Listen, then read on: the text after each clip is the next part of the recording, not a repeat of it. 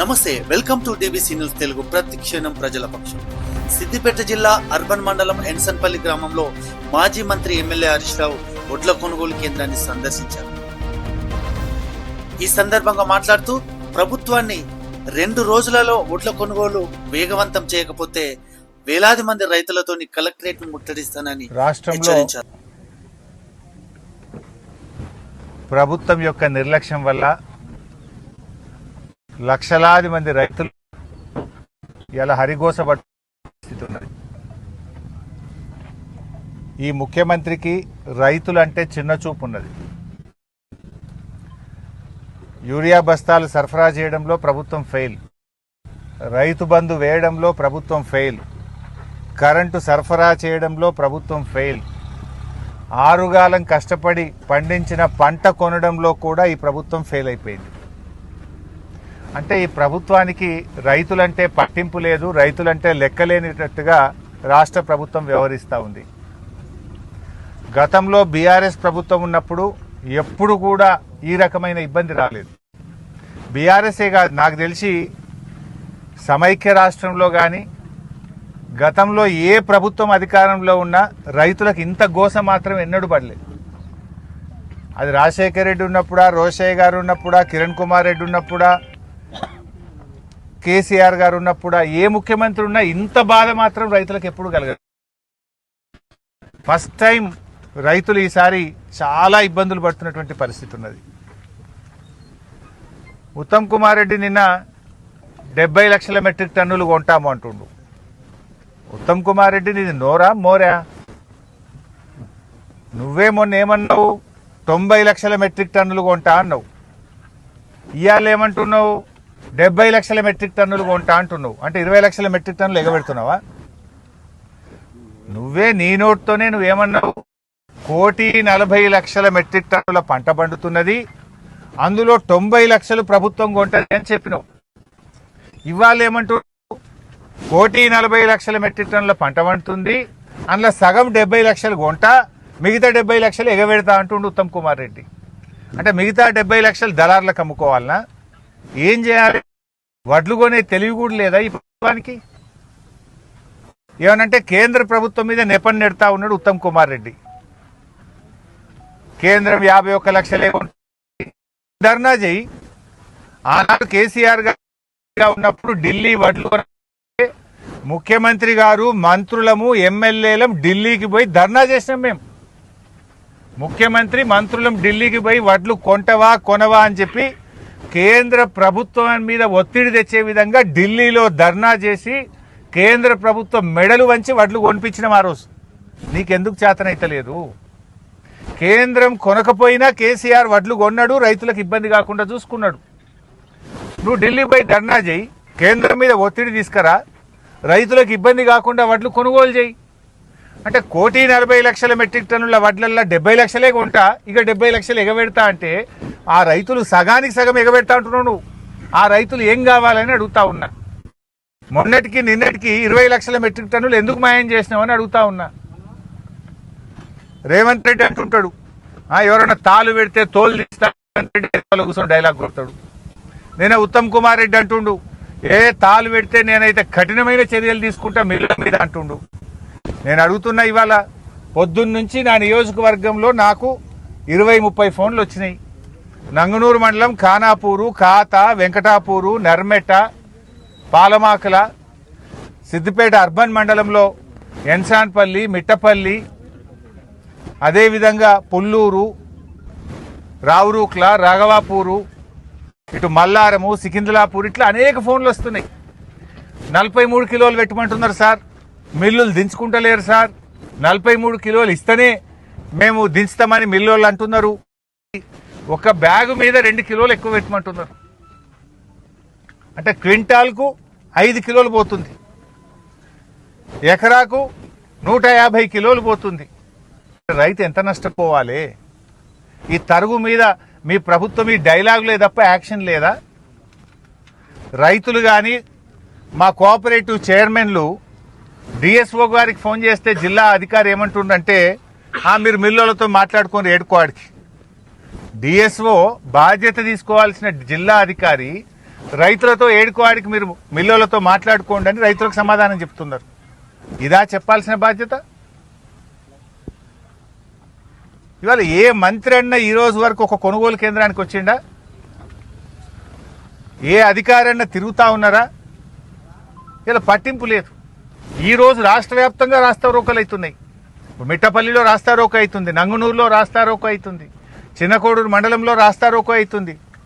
పాపం ఏం చేయాలనో అర్థం కాక రైతులు రోడ్లు ఎక్కుతున్నా కూడా ఈ ప్రభుత్వానికి కనికరం లేకుండా పోతా ఉంది.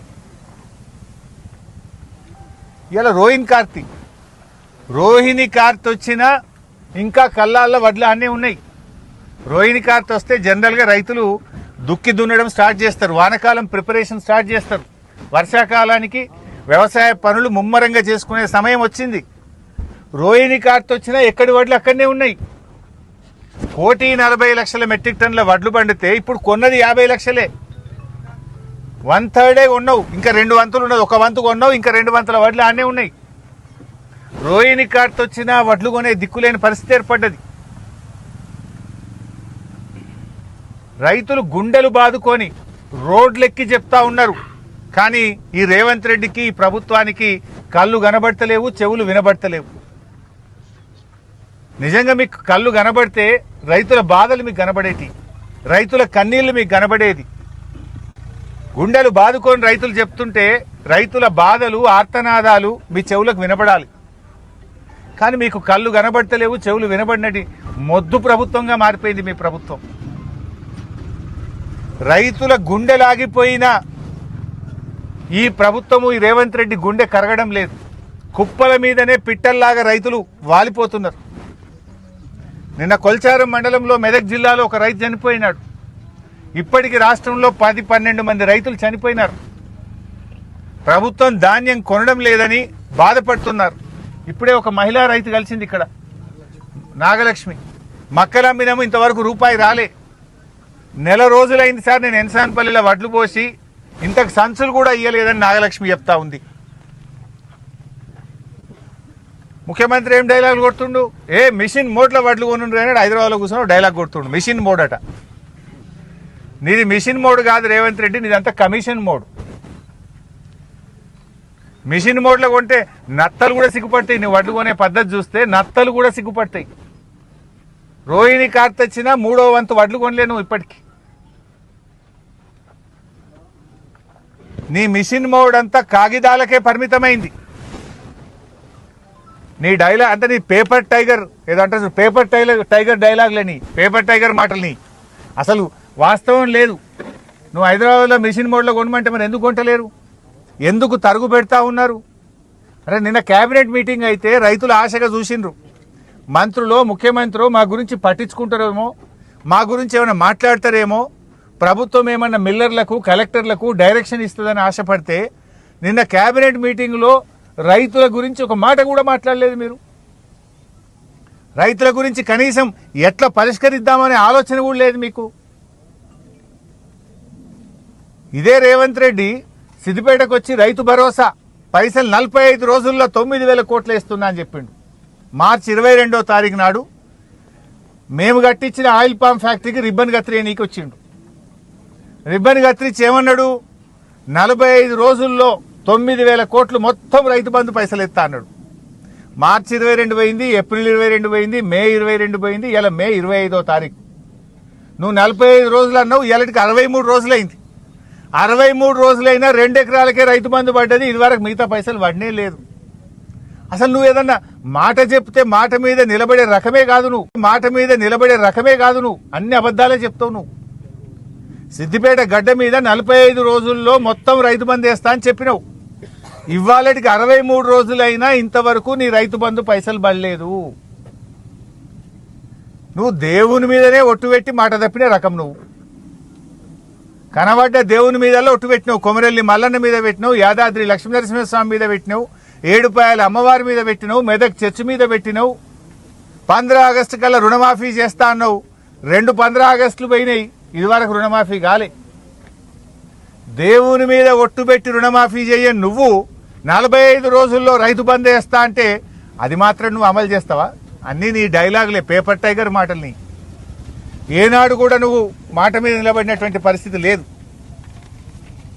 ముఖ్యమంత్రి ఇవాళ నేను ఎన్సాన్పల్లికి వచ్చిన రేవంత్ రెడ్డి ఏమడుగుతున్నారు, మా రైతులు లారీలు పంపింది సారు అంటుడు. అంత కొట్ట 6 లారీలు వచ్చినాయి ఇప్పటిదాకా, నెల 15 రోజులలో 6 లారీలు వచ్చినాయి.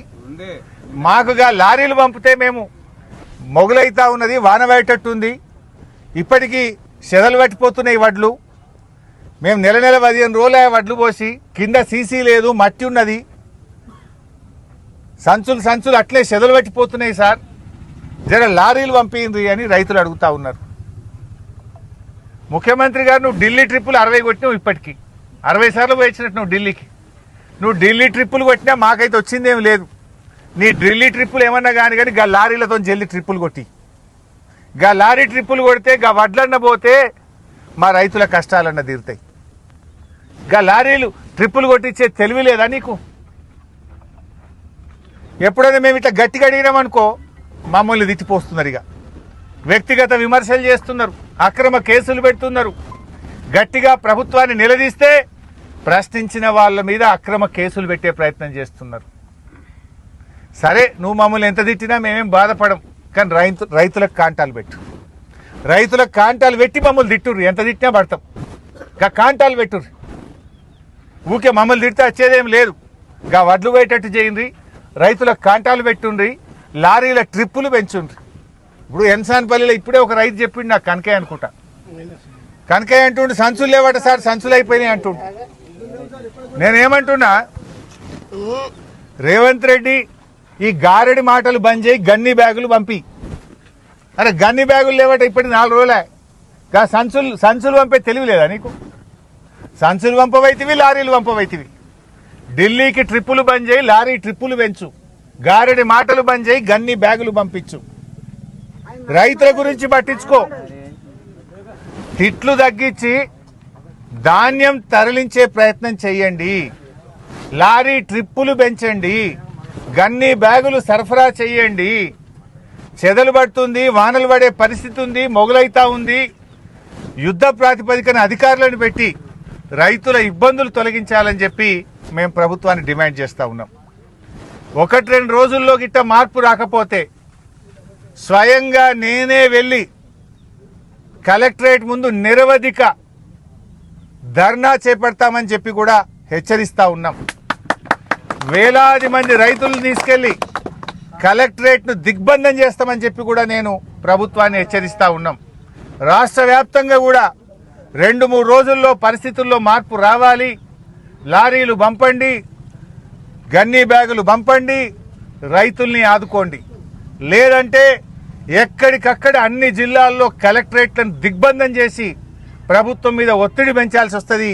ఆ పరిస్థితి తెచ్చుకోకముందే తక్షణమే లారీలు పంపండి, తొందరగా ఖాళీ చేయించండి, తరుగు లేకుండా కొనాలి. రైస్ మిల్లులకు స్పష్టమైన ఆదేశాలు ఇవ్వండి. ముఖ్యమంత్రి గారు హైదరాబాద్లో కూర్చొని ఉత్తమ్ కుమార్ రెడ్డి చెప్పుడు కాదు, ఏ ఊర్లోకి వస్తారో రండి. అలా నేను ఇప్పుడు 12 ఊర్ల పేర్లు చెప్పిన. పొద్దున్నుంచి ఆ 12 ఊర్ల రైతులు 43 కిలోలు పెడితేనే మిల్లులు దించుకుంటామంటున్నారు అని చెప్తా ఉన్నారు. మరి 43 కిలోలు పెట్టమంటే క్వింటాల్కి 5 కిలోలు తరుగు పెడుతున్నారు. క్వింటాల్కి 5 కిలోలు తరుగు పెడుతుంటే నువ్వు ఆడ కూర్చొని తరుగులు తీసుకుంటే కఠిన చర్యలు అంటే మరి ఎవరు తీసుకోవాలి? చర్యలు నీ మీద తీసుకోవాలి, నీ తోలు తీయాలి. ఇప్పుడు నీ మీద కఠిన చర్యలు తీసుకోవాలి. అయితే మిల్లర్ల మీద చర్యలు తీసుకో, రైతుల్ని కాపాడు. లేదంటే ఇదే ప్రజలు తప్పకుండా నీ మీద కఠిన చర్యలు తీసుకునే రోజులు దగ్గర పడతా ఉన్నాయి. ఇప్పటికైనా మేల్కోండి. రాజకీయ విమర్శలు కాదు, పరిష్కారం చూడండి. తక్షణమే యుద్ధ ప్రాతిపదికన కొనుగోళ్ల ప్రక్రియను వేగవంతం చేయండి. ఇచ్చిన మాట ప్రకారంగా రైతు బంధు నిధులు వెంటనే రైతులకు విడుదల చేయాలని ముఖ్యమంత్రి గారికి నేను గుర్తు చేస్తా ఉన్నా. నువ్వు 45 రోజులని చెప్పినావు, 63 రోజులైంది బిడ్డ ఇయ్యాలటికి. తక్షణమే ఆ రైతు బంధు డబ్బులు విడుదల చేయి. మక్కలు కొన్న రైతులకు ఇప్పటికి ₹1 రాలే, ఇంకా మక్కలు ఎక్కడెక్కడనే ఉన్నాయి. ₹1 కూడా మక్క రైతుకి ఇంతవరకు రాలేదు. 2 నెలలైంది మక్కలమ్మి. దయచేసి మక్క రైతులకు తక్షణమే డబ్బులు విడుదల చేయాలని ప్రభుత్వాన్ని డిమాండ్ చేస్తున్నాం. అదేవిధంగా సన్ఫ్లవరు, జొన్నలు కొన్న రైతులకు కూడా డబ్బులు పట్టలేవు. ఆ రైతులకు కూడా డబ్బులు విడుదల చేయాలని ప్రభుత్వాన్ని డిమాండ్ చేస్తున్నాం.